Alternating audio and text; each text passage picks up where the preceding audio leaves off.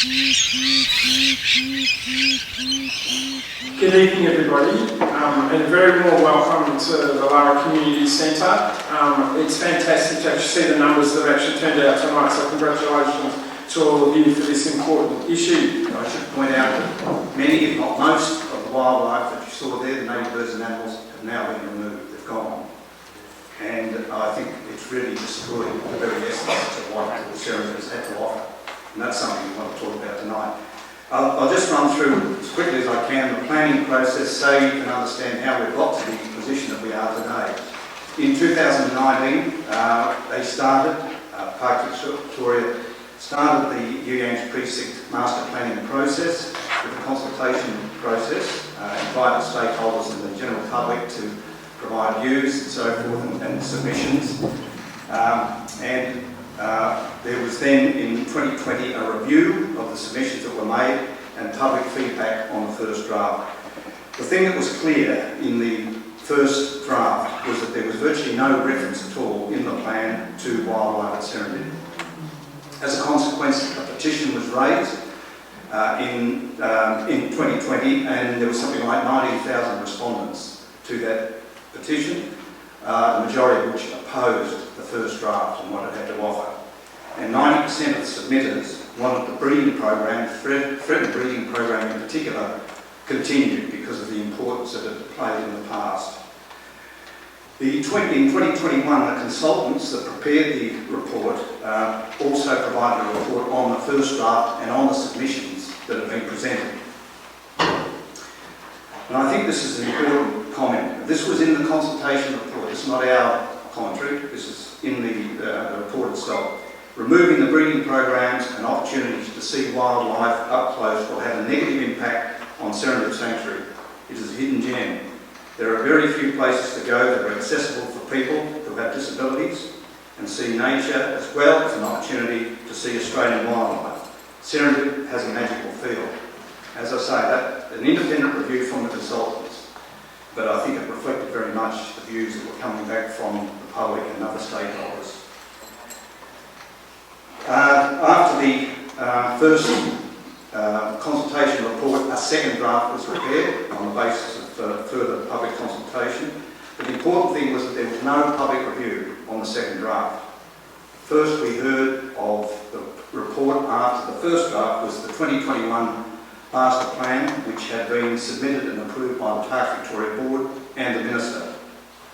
And in 2022, the final Master Plan was released. And two of the key points as far as we were concerned with Serendip was the reference to the poor state of the sanctuary. Was the reference to the poor state of the sanctuary, the infrastructure, the facilities, and there was still no mention of wildlife in the final plan. Probably the turnaround came, I guess, just prior to the election, late last year, and Ella's with us tonight, and we're thankful for the role she played in this, but she made a commitment on behalf of the Labor government prior to the election in October 2022 that if successful, the government would commit $11.2 million to the Yuyangs Precinct Master Plan. Now, we know that it wasn't just about Serendip, it was the Yuyangs Precinct, but we certainly expected Serendip to be a major part of that. And we thought, even more importantly, the fact that the announcement was made at Serendip suggested that funding would be available to upgrade the infrastructure. In 2022, Part2 Victoria, having released the master plan, ignored a fundamental requirement, which was the establishment of a stakeholder reference group, basically a group to review priorities and actions before implementation of any of the elements of the plan. But what we then discovered was most of the wildlife, or much of the wildlife, had been secretly removed, unannounced. And that was done before the review group was actually in place. And at the same time, dismantling of the enclosures started to take place. And of course, as far as we were concerned, the argument was that the removal of the displayed wildlife removed the need for infrastructure. And as it turned out, that was the view that was confirmed in the business case. The business case was actually prepared in 2020. It was part of the master plan, but we tried several times to get access to it, and we were denied that access until we submitted a Freedom of Information request in 2023. And two of the key points that came out in that particular process was the very poor state of repair of Serendip Sanctuary. That was identified within the business case. Poor walks, poor signage, the information centre not having been manned for quite a number of years, and so forth. And the conclusion that was drawn by the consultants was basically the fact that the expectation of visitors through appropriate experiences and offerings would be threatened as a response to the poor state of the sanctuary, and it would fail as a key attraction within regional Victoria and in the context of a more competitive international visitor industry, global visitor industry. And this was extremely important because a lot of the value of Serendip was in fact attracting international visitors. And they noted that without investment to upgrade the ageing infrastructure and maintaining quality, the precinct would fail to deliver a signature and authentic experience. So basically the business case continued to identify that there had been a move to remove a lot of the substance of Serendip Sanctuary. And that was highlighted with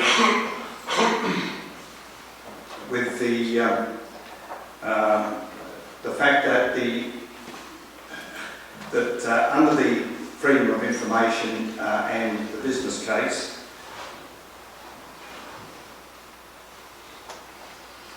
that Parks Victoria had actually provided directions to the consultants to reconfigure the sanctuary to become an open wildlife park, remove excessive fencing and enclosures, and remove the captive breeding areas, the tunnels, the exhibits, the aviary, existing hides and fencing, and even a ludicrous recommendation to remove the boundary fence, 6 kilometres of boundary fence. So in essence, the business case indicated that Parks Victoria had failed to maintain Serendip, and that was borne out by the consultants' review. This in turn provided the excuse to remove the wildlife exhibits, and the motivation, we believe, to this was just to reduce the cost of maintaining the facilities. That was highlighted in the business case, where it was indicated that by doing what was just indicated would reduce costs and staff effort. There was no need to maintain enclosures, reduce time spent on animal husbandry, reduce feeding costs, and more time for rangers to engage in other visitor engagement, whatever that might be. Earlier this year, in May 2023, the stakeholder reference group had its first meeting, and it was then declared by the convener of the group that the management of captive animals would not be part of Parks Victoria's role or its expertise, and we would agree with that. They didn't have the expertise, nor were they particularly interested in maintaining captive animals or enclosed animals as part of what was offered at Serendip. But the point that we would make is the decision made by the board to remove captive animals, in their terms, was made before the master planning process even started, back in 2020. So wildlife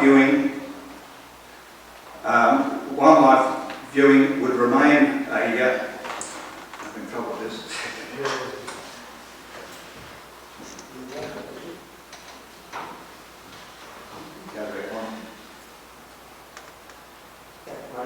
One more. Yeah. Management of captive animals would not be part of their role, and the decision, as I say, was made to remove the animals before the master planning process actually began. That wildlife viewing would still be a core part of the visitor experience, but there will be a change to how people view wildlife, which meant what we don't know. The stakeholder reference group then went on to say that Parks Victoria would agree to continue a focus on supporting threatened species breeding programs, but in partnership. But there was no mention of priority for partnerships, who, what, where this might occur.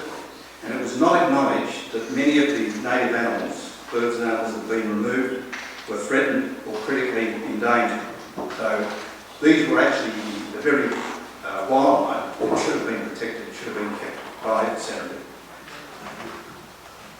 next slide just indicates, if you walk around the wildlife walk today, you'll still see some of these signs, which indicate clearly that these were threatened species that have been removed. In some cases they are very rare on an international basis, but they have been removed without any knowledge. So I guess where this brings us to is that the essence of Serendip is its wildlife. What has happened to the essence has been destroyed by a unilateral decision by Parks Victoria to remove many of the rare and vulnerable native birds and animals that were central to its role and the main attraction for visitors, families, schools and tourists. And I think this is the main message as far as we're concerned to our is that we do want to see the wildlife walk and aviary and wildlife display reinstated and upgraded. That the threatened species breeding program should continue, should be increased, and there is a need to find a suitable partner with the ability and the expertise to help bring them back.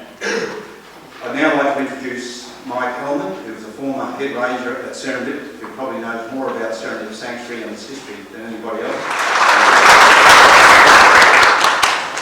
Good evening, everyone. Serendipity, the unexpected discovery of something wonderful. That's how Serendip got its name. It was once unique and wonderful, and there was no other facility like it in Australia. It's no longer serendipitous, but it could be again. When I first visited Serendip Wildlife Research Station in 1985, I was confused, and I felt like I was seeing something that was so different and yet so wonderful. I only had a passing interest at that time in wildlife, and yet I had an immediate feeling of wow. I went to Serendip in 1989 trying to take an 18-month redevelopment project. I loved going to work at Serendip so much that after completing stage 1, I stayed and managed it for a further 20 years and continued to develop it. I needed assistance with the design of facilities and native animal habitat as I had limited knowledge of animal and their behaviours.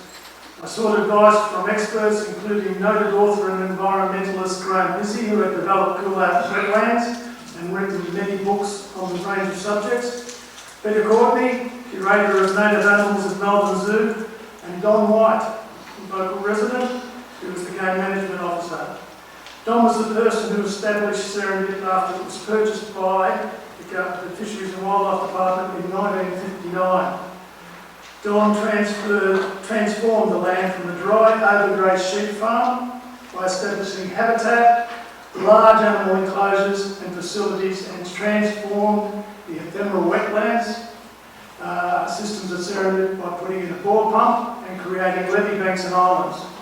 Over the years, the wet and dry land habitats that were created attracted over 160 species of animal, which was an amazing achievement by Don and his team.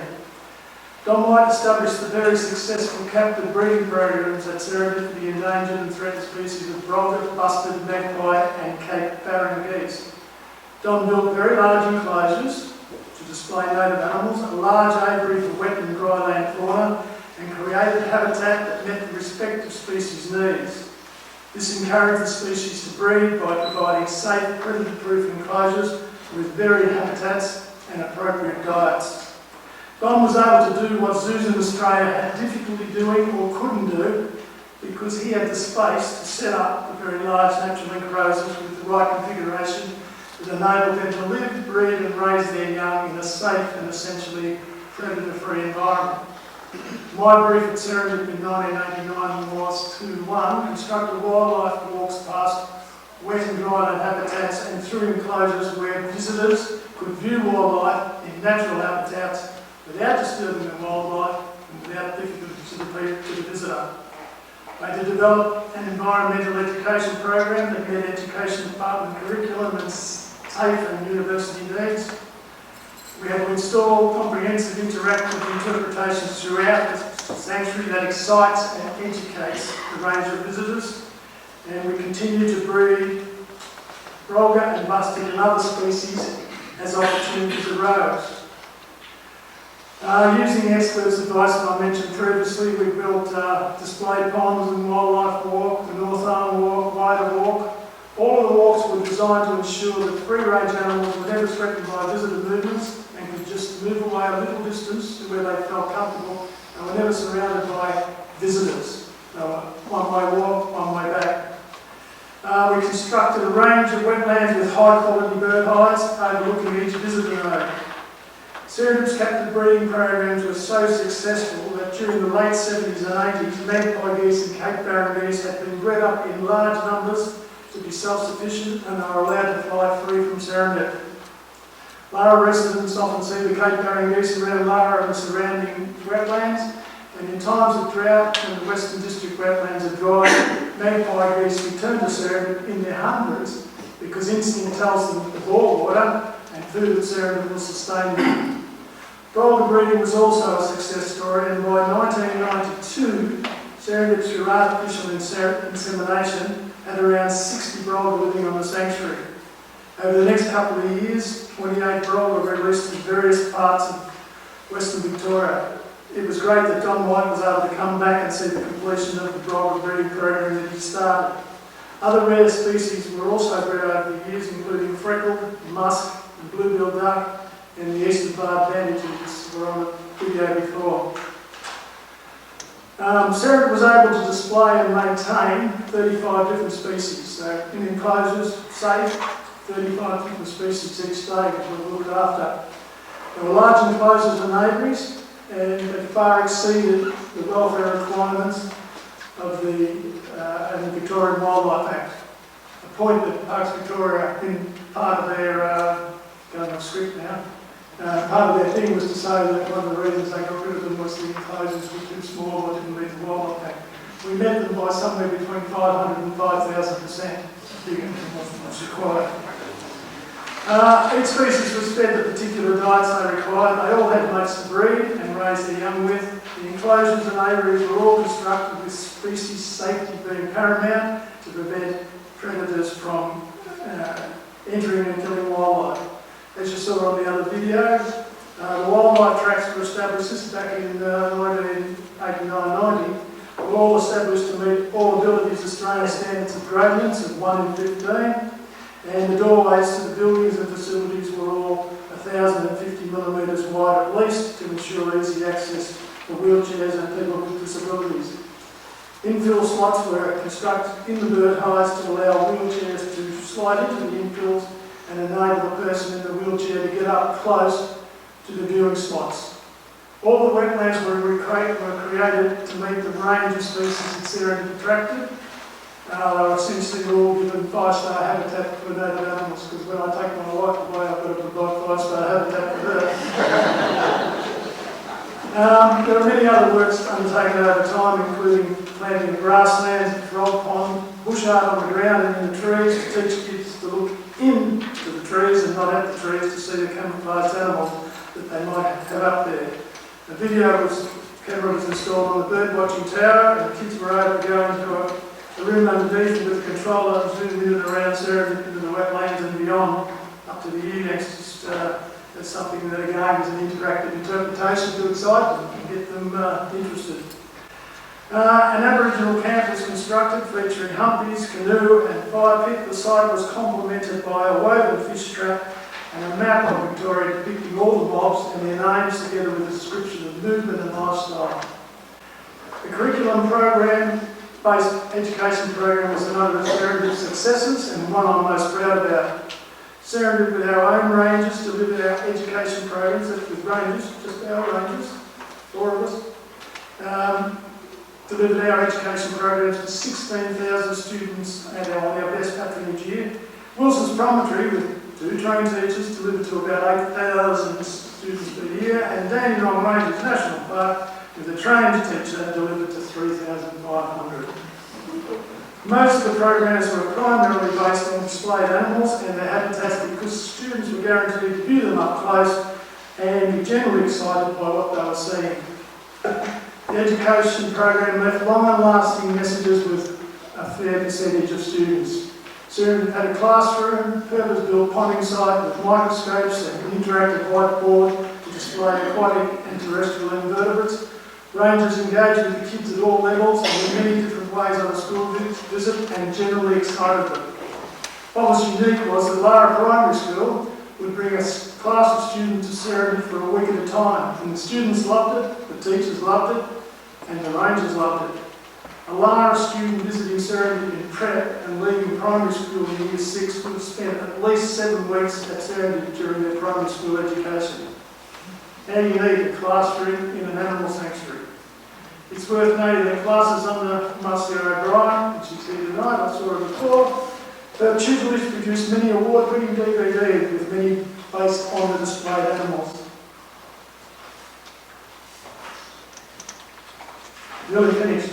To wrap up, Serendip is a unique Australian native wildlife experience, and Serendip without displayed animals is just like a walk in any other park or bush. Serendip's environmental education program without displayed animals is diminished to a point that students won't be excited and our students will not learn about the lives of native animals. Parks Victoria removed the native animals by stealth and refused to answer most of the questions I and other community members asked. Parks Victoria's disgraceful lack of maintenance of the sanctuary over the last 7 years and the deceit that Barry spoke about before that is now evident with the release of the Freedom of Information business case, which clearly shows what a sham the master plan and new community consultation process was, with the decision to remove animals on display being made before the master plan process commenced. I am left with the view that Serendip is just another asset that Parks Victoria is managing to failure. Thank you for allowing me to speak.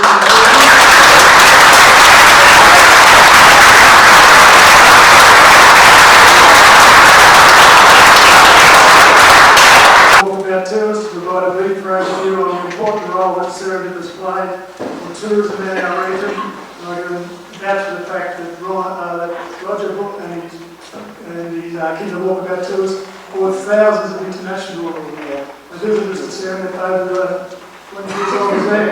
Thank you.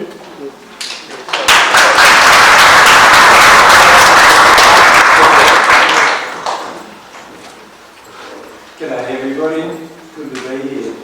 Fun and games mucking around with this thing. Anyone want to come up and do it for me?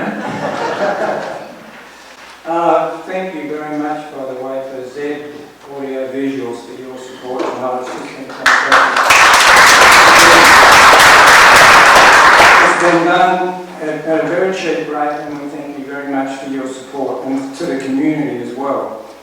I'm just looking up something while I'm doing this. Isn't it funny, your mobile phone becomes the most important thing in your life these days? What am I looking up? Stone, that's right, that's what I'm looking up. All right, that's me. I'm down here as well. This is going to be interesting. Let's see what happens.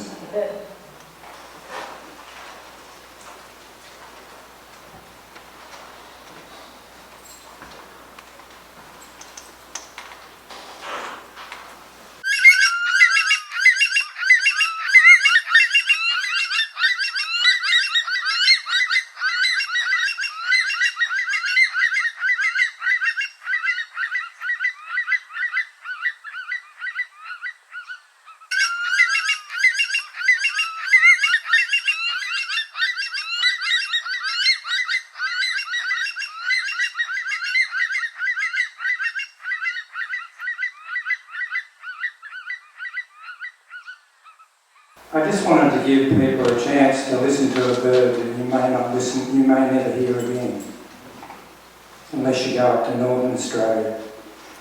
For those of you who live here, part of your life, and if you're very old, you may have heard that bird.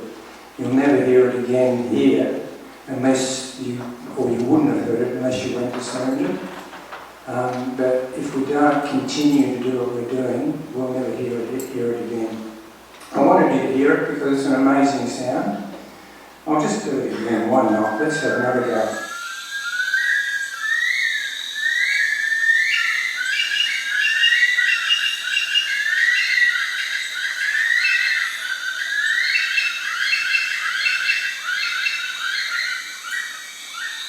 Now the reason I put that slide up there is that's kakadu. And you might think, why's Roger done that? It's got nothing to do with Serendip, but it has. In the bottom right hand corner of that slide you'll see that Tourism Australia sees that as a signature experience, going to Kakadu. There's another place over in Western Australia near Ningaloo, or it is at Ningaloo. That's a whale shark, and you'll see in the bottom right-hand corner of the screen that it's one of Tourism Australia's signature experience. This is an internationally acclaimed experience. We at Echidna Walkabout turned another place into an international experience. Can anyone guess what the name of the place is that became an internationally acclaimed experience? Do you want to have a guess? There you go. And it was. Now, I didn't have time to put a cross against the sign at the bottom of the screen there, but it shouldn't be there anymore because we had to leave because Parks Victoria wasn't interested in supporting wildlife tour operators, as Barry was talking about and as Michael's talked about. They weren't interested in helping us. It started in 2018 and it's finally come to the point where many of the wildlife that's Serendip is no longer there. It's important to understand who you're listening to. My name is Roger Smith. I've had most of my life has been involved in conservation of wildlife in one way or another. I work for the Australian Conservation Foundation, and you can see the things that I had to do there, dealing with the whole of Southeast and the Southwest Pacific. It was an enormous job. I had to leave there because it was such a demanding job. I'll never forget the day I left, but it was pretty much working for 15 hours a day, almost non-stop, to try and conserve our wildlife. I then was very lucky to meet an amazing woman who's here tonight, and we started a business. She's the co-owner, but Janine's here tonight, and we started a business called Echidna Walkabout. That business won the World Conservation Travel the World, Wildlife Conservation Tourism Award in 2014. I've been guiding wildlife tours as a result of that for 30 plus years. And we were the founding members of Australian Wildlife Journeys. You may not have heard of that, but many, many people overseas have, because it's one of the main organisations that promotes wildlife tourism in Australia. This is one of the pages out of their website. You can see Australian Wildlife Journeys there, and you can see there's many of us distributed across the country. We perform the signature wildlife tourism side of what Tourism Australia promotes around the world. You will notice that there is no marker next to Melbourne on the left-hand side of Melbourne anymore because we don't operate here anymore. We still will continue to run tours here, but they're the tours that we have to run because they were pre-booked up to 2 years ago. That's what happens in international tourism. Now, the business case that Barry was talking about, which was hidden from us, and I mean you as well, since late 2019 up to 2020, it was hidden from you. We were told we couldn't have it, and yet in the end it was given to us just recently this year.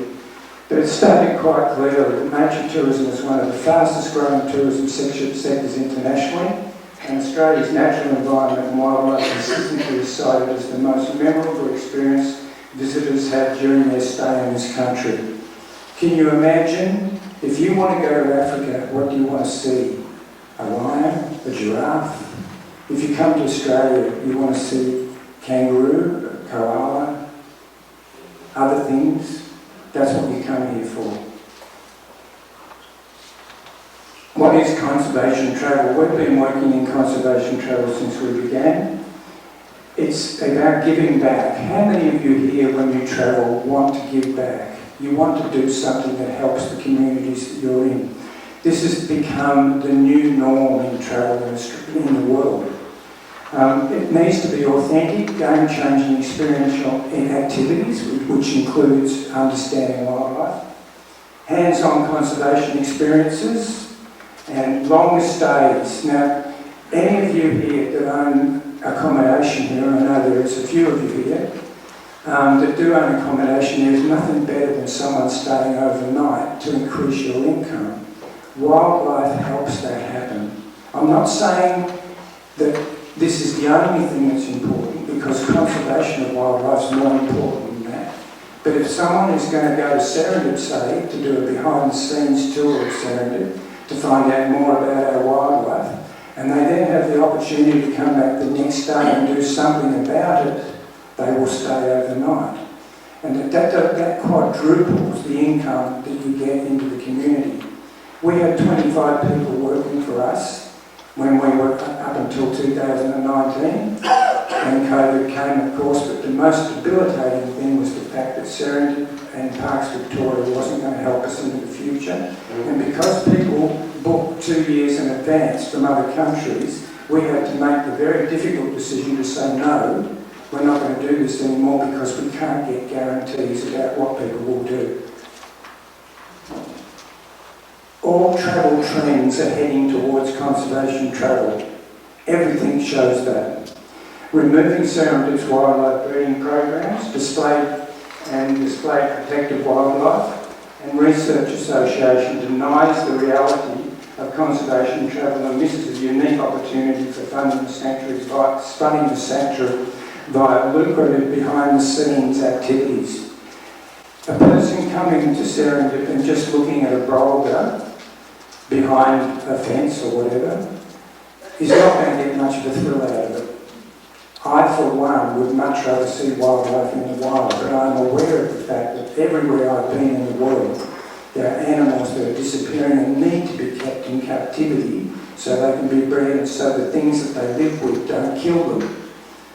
So, if you go behind the scenes and are taken there by someone who knows what they're talking about, you're going to pay a lot of money for it, and that money goes back into the community. So one of our main themes, and this is one of Janine's brilliant ideas, was we should help nature while we're enjoying it. That is our catch cry. That's what conservation travel is all about. Now, contrary to the modern demand that people are wanting, the master plan proposes themed, socially engineered offerings that are naive, unsophisticated and backward. This is an outdated paradigm that travellers are increasingly avoiding. A sensory garden at Serendip is what's being proposed. That sensory garden basically is not needed. It might be a nice idea, but the whole of Serendip is a sensory garden. I've taken people into the backwoods of Serendip and they've said to me, are we in the outback? Are we in the outback? And here we are, less than a kilometre from the main centre of Lara. Just think about it. You've all been there. You know what it feels like. Just imagine what an international visitor feels like when they come here. Are we in the outback? An hour from Melbourne and 20 minutes from Geelong and about 5 minutes from the centre of Lara. So what we did as part of the master plan, we put together some ideas. Now, this document that you're looking at now is the front page of the document. If I tried to show it all to you, you'd be here for the next 2 hours, so I'm just going to show you a few excerpts out of it. It's basically about a tourism gateway that we proposed on the basis of conservation travel. First of all, I want to talk to you about the revenue that's created by tourism. 152 billion, it's the fourth largest export earner in Australia. The Uyangs region will succeed if the state government commits serious funding to Parks Victoria that enables significant infrastructure upgrades to Serendip and the Uyangs. Just so you know, and Barry didn't tell you this, but the business case that we finally got under freedom of information, it proposed at least 55 million to get partway towards solving the problems with Serendip and the Uyangs. 11 million is around 20% of that, and it's meant to be for both places, the Uyangs and Serendip.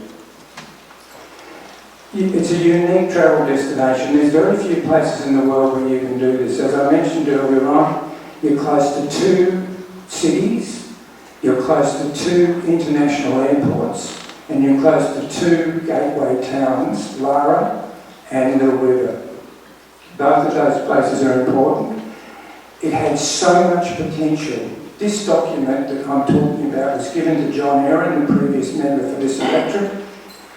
He looked at it, in a meeting, and I don't know whether he ever looked at it again. I hope he did. I'm going to give him the benefit of the doubt. He was a nice man, but I think that one of the problems he had, and many people who are in Lara, is that he couldn't make it happen. Now, why that is, who knows?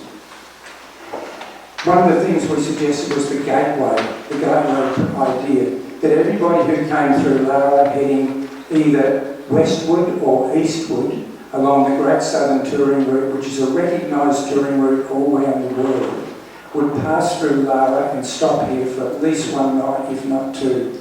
Can you imagine what that would do for this community? It would bring in millions and millions of dollars to you, to your children, to their children's children, and so on. That was our proposal. Coming or going, staying a night or two in the Ugangs Region Gateway. And those organisations you can see there are major organisations that could have got involved in that. So that's where I'm going to finish that. But I just wanted to finish on this note. Serendip is a win-win place. We're looking towards the future. I tried to present a future scenario, that is, Echidna Walkabout tried to present a future scenario to the state government through its local member. And we're doing that again tonight to you, Ella. I'm not looking at you because I've got other things to do at the moment, but I hope and I know you'll be listening to this. But I just wanted to say this. Serendip's wildlife was protected, bred and often released. It had to be captive to protect it. Don't be dissuaded by this idea that because something's in captivity, it's in a difficult situation. It is. I don't want to be captive. I'd much rather be wild. I'd much rather see wild animals. But as a person who's been involved in conservation all my life, and I can give you one example, wild dogs in Africa are disappearing rapidly because people hate them. They're one of the greatest predators on earth. I've been to a wild dog sanctuary where they're breeding them so they can put them back in the wild.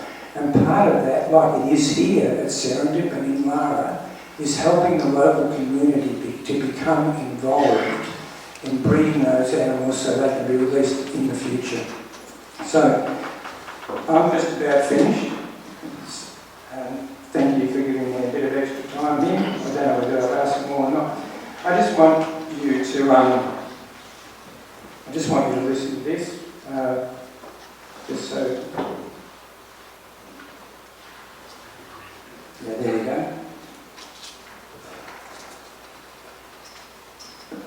I'm not going to be able to get this up in time, but that's the Brolga. It was once rare on the Western Plains and it's recovering due to Serendip. It's important to understand this. They've been removed from Serendip apart from one lonely bird that's still there.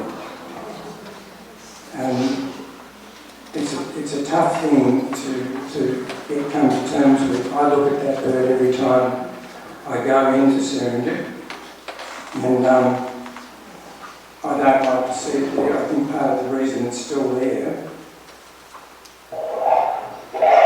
and that's it, as it disappears into the horizon.